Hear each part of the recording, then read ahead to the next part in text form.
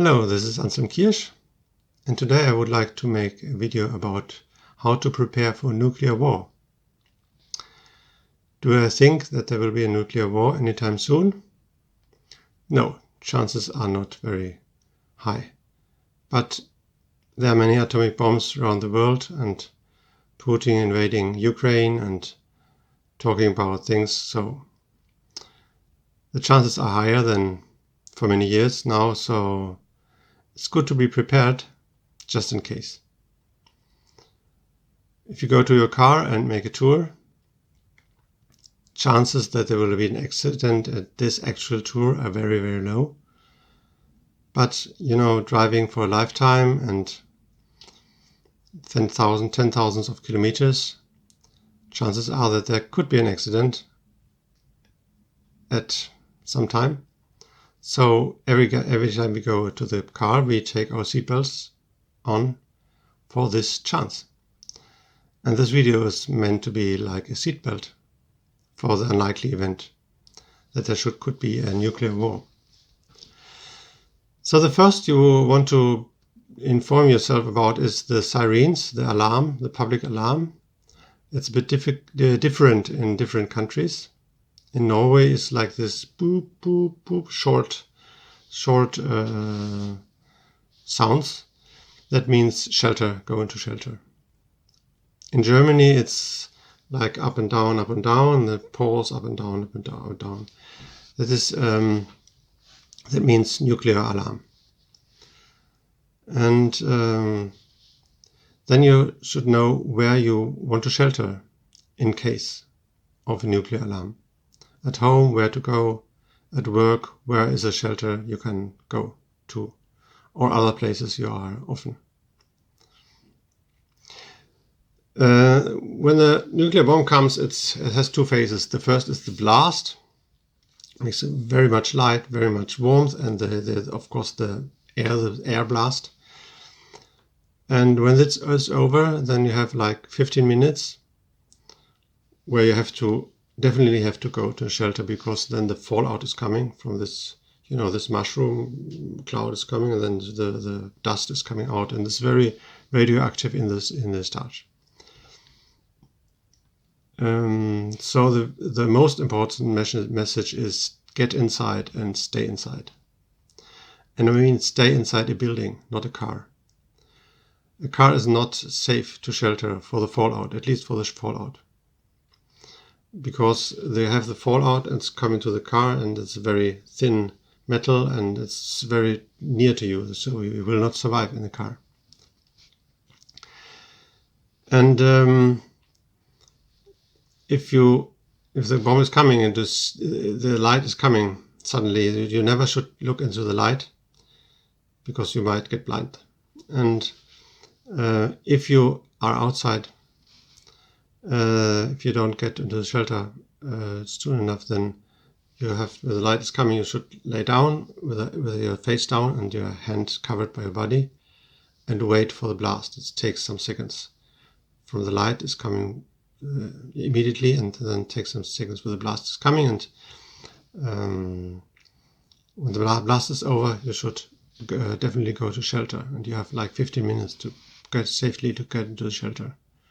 If you come from outside, you should take off your clothes, and so you don't have the dust this near to your body, and get a shower if there's water. So if you're like 3 or 4 kilometers around the center of the blast, then you can't do anything. You can't survive there. But if you're 10 kilometers around, then many people will survive. So, yeah, if you get inside, if you are inside during the blast and the house is burning, for example, then of course you have to get out. And as I said, you have 50 minutes to get another shelter. Yeah. The best thing to shelter is a basement.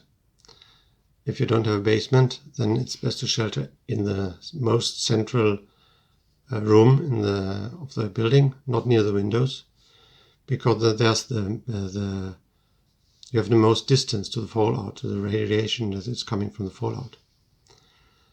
And you have to be there at least 2 days, strictly 2 days. Others say 2 weeks, but at 2 weeks, if you have to have water and or this something to eat to store it for 2 weeks is much so. My compromise is 5 days, but you should know that the first 2 days you really have to be inside all the time, because if you go out, you will get much radiation and probably not survive. And this is for this second phase where you have to be inside some time. That's there where you can prepare now. Most important is, of course, water. So you have this bottle, 1.5 liters, for 5 days, 9-10 liters. You have to have 6 of these bottles per person, stored in the basement. The other thing is food in such boxes that can like hold for years. You should have a Swiss knife. It's a very good thing to have tools and to open the boxes. Some tape is good to have. Then you need face masks, because if you have a professional bunker with ventilation and HEPA filters, you don't need.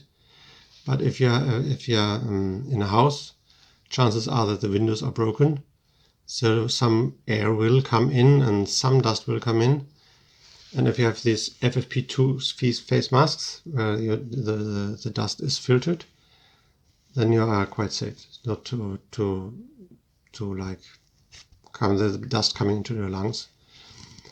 And after 5 days, the same dust might come in, but that's not so radioactive anymore. And just a tip for men have a beard.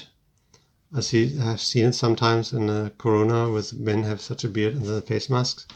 It makes no sense at all, because all the air is coming out to the side.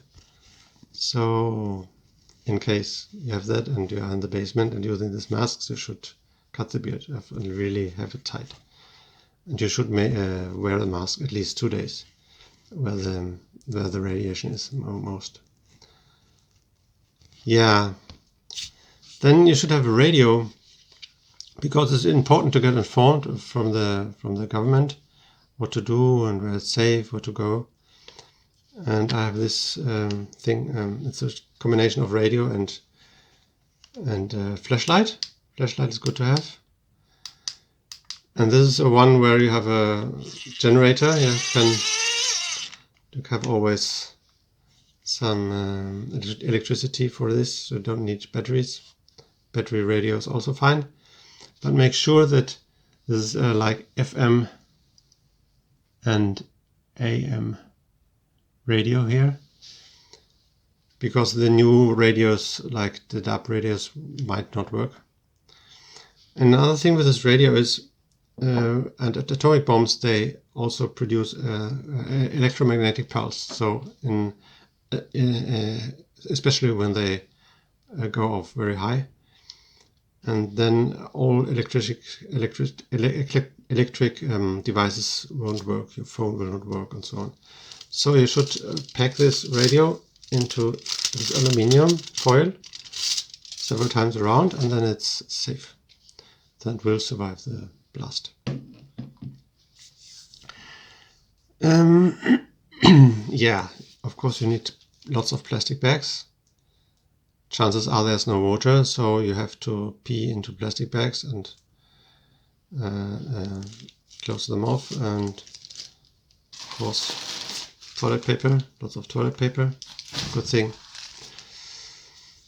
And then I also have bought myself like a filter for water.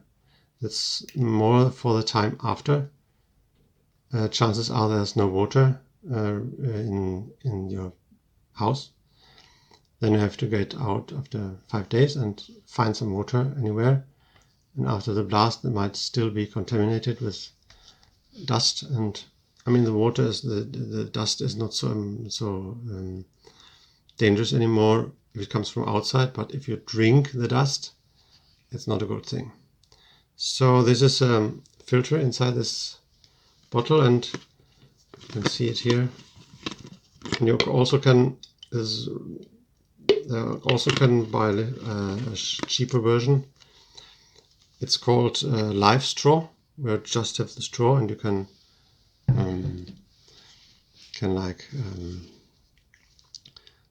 get the water from a cup. But that was sold out. So yeah, all these preparations, they're good to make now, because I mean the nuclear war will not just happen out of nowhere. There will be news, and suddenly every people want to have toilet papers and radios and like these boxes here, and then water, not least water, and then the water is sold out very soon if everybody wants to buy it at one time. And so it's very good to buy now when you can, and store it in your house. Yeah. So, and the most important thing is, don't be afraid of nuclear war. I mean, you don't go around and are afraid of car accidents, and still they happen, and you have a seatbelt. And this is, as I said, this is like a seatbelt for a nuclear war. And in the end, it's all about health. And it's not healthy to go around and worry about nuclear war. It's like that your rational mind steer these things, and it's a very good rational thing to be prepared and have a seatbelt just in case. I hope you like this video. I mean, who likes to talk about nuclear war, but it can be important to have this seatbelt in your house. Okay, bye bye.